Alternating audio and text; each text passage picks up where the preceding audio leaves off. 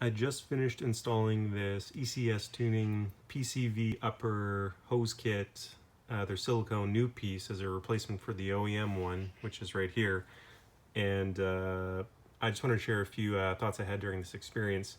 So what's interesting is that although the shape of the two pieces are the same, the diameter of the silicone one here is a little thicker.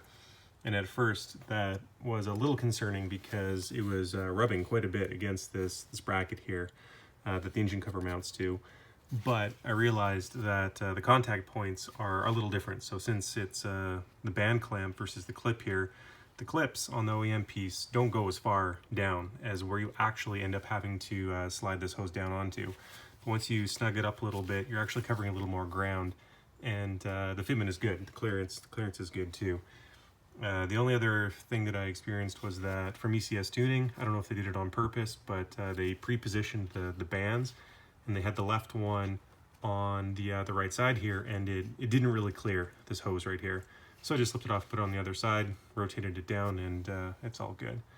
Otherwise, fit and finish looks pretty good. I ran the car, and there was no real tangible difference between how it sounded.